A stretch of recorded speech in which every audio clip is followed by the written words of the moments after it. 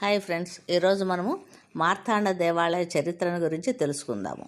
మార్తాండ ఆలయము జమ్మూ కాశ్మీర్ రాష్ట్రంలోని అనంతనాగ్ పట్టణానికి తూర్పున 9 కిలోమీటర్ల దూరంలో కాశ్మీర్ లోయలో ఒక ఎత్తైన పర్వతపీఠ భూమిపై నిర్మించబడింది. సముద్ర మట్టం నుండి సుమారు 1720 మీటర్ల ఎత్తులో ఉన్న ఈ పీఠభూమిపై నుంచి చూస్తే కాశ్మీర్ లోయ ఆశాంతం కనిపిస్తుంది. శ్రీనగర్ నుంచి ఈ ఆలయం ఆగ్నేయ దిశలో 65 కిలోమీటర్ల దూరంలో ఉంది. ఇక మార్తాండ దేవాలయ చరిత్ర కాశ్మీర్ను పరిపాలించిన కార్కోటక వంశం రాజులలో సుప్రసిద్ధ పాలకుడు. ఆయన లలితాదిత్య ముక్తాపీడుడు. శాలివాహక శకము 8వ శతాబ్దంలో ఈ మార్తాండ సూర్య దేవాలయాన్ని నిర్మించాడు.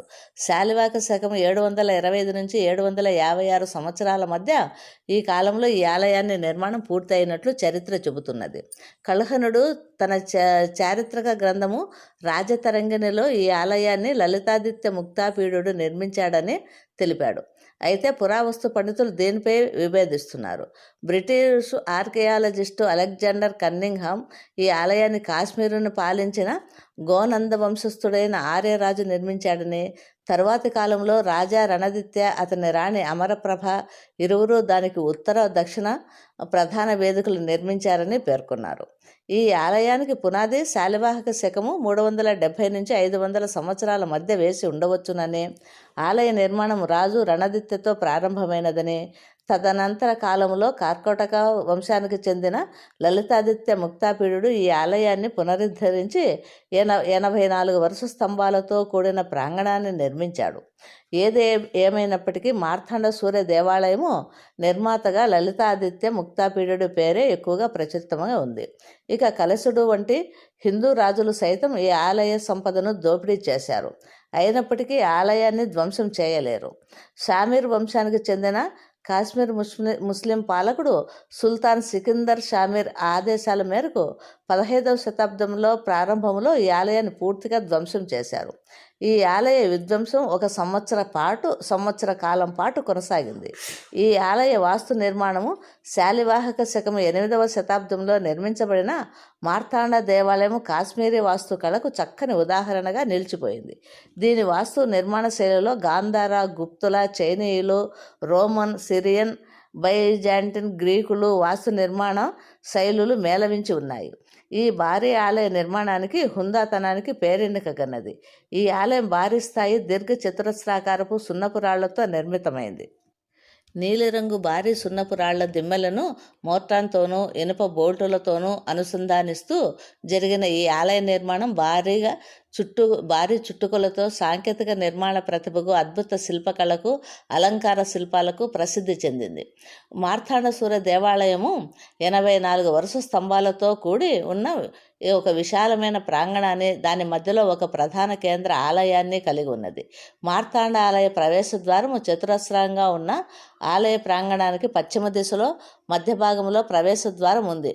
దీని వెడల్పు కూడా ప్రధాన కేంద్ర ఆలయం వెడల్పు మాదిరిగానే ఉండటంతో ప్రవేశ మార్గం భారీ నిర్మాణంగా హుందాతనంగా కనిపిస్తుంది. విస్తారమైన అలంకరణలతో కూడిన ఉన్న ఈ ప్రధాన ప్రవేశ ద్వారం సందర్శకులకు స్వాగత చిహ్నంగా ఉంటుంది.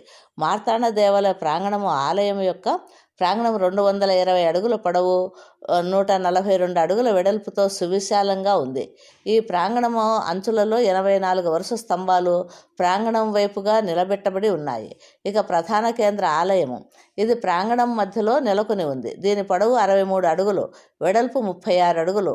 ఒక సమతల పీఠభూమిపై నిర్మితమై ఉండటం వల్ల మార్తాండ సూర్య దేవాలయం నుండి ఎటువైపు చూసినా ఈ ప్రధాన కేంద్ర ఆలయం కనిపిస్తుంది.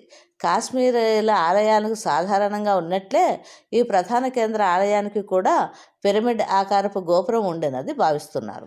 అయితే దీనికి ప్రస్తుతం పైకప్పు లేదు. గర్భగుడికి దారి తీసే ముందు గది గోడలపై సూర్యుని శిల్పాలతో పాటు విష్ణు శిల్పాలు, గంగా, యమున వంటి నదీ దేవతల శిల్పాలు, ఎగురుతున్న గంధర్వుల శిల్పాలు అలంకరించబడి ఉన్నాయి. విష్ణువు విగ్రహం 3 తలలతో 8 చేతులతో ఉంది. ఆలయ విధ్వంసం వలన విగ్రహాల రూపం వికృతం చేయబడి వాటి గుర్తుపట్టడం కష్టంగా మారింది. గర్భగృహం గురించి తెలుసుకుందాం. ఇది 18 అడుగుల పొడవు, 13 అడుగుల వెడల్పు కలిగి ఉన్నది. సూర్యుని విగ్రహం గర్భగుడిలో ప్రతిష్ఠించబడినది. ఈ ఆలయానికి 3 వైపులా 3 ద్వారాలు ఉన్నాయి. ఈ 3 విభిన్న ద్వారాల నుండి ప్రధాన కేంద్ర ఆలయానికి చేరుకోవటానికి నిర్మించబడిన దారులు ఖచ్చితంగా ఒకే చోట కలుసుకోవడము ఆనాటి సాంకేతిక నిర్మాణానికి ప్రతిభకు నిదర్శనము. స్తంభభక్తి గురించి తెలుసుకుందాము. ఆలయ ప్రాంగణం చుట్టూ 4 దిక్కులలో వరుస స్తంభాలతో కూడిన ఒక నడవ నిర్మించబడి ఉంది. ఇది అవంతాపూర్ ఆలయంలో నమూనాలో ఉంది. ఆలయంను చుట్టూ నలుదిశలలో ఉన్న ఈ పెరిస్టైల్స్ నిర్మాణం గ్రీకు, రోమన్ వాస్తుశైలిని పోలి ఉంది. ఈ ఆలయ బాహ్య సరిహద్దు గురించి తెలుసుకుందాము. 270 అడుగుల పొడవు, 180 అడుగుల వెడల్పుతో ఉన్న ఆలయ వెలుపలి సరిహద్దు 3 ద్వారాలను కలిగి ఉంది. దేశంలో మిగిలిన సూర్య దేవాలయంతో పోలిస్తే కాశ్మీర్లోని మార్తాండ సూర్య దేవాలయానికి ఒక ప్రత్యేకత ఉంది. కోణార్క్లోని సూర్య దేవాలయంలోని గర్భగుడి తూర్పు దిశ వైపుగా ఉండటం చేత సూర్యోదయం కిరణాలు గర్భగుడిలో ప్రసరిస్తాయి. కానీ కాశ్మీర్లోని మార్తాండ సూర్య దేవాలయం గర్భగుడి పశ్చిమ దిశలో వైపున ఉండటం వలన గర్భగుడిలో సూర్యాస్త సమయంలో కిరణాలు ప్రసరిస్తాయి.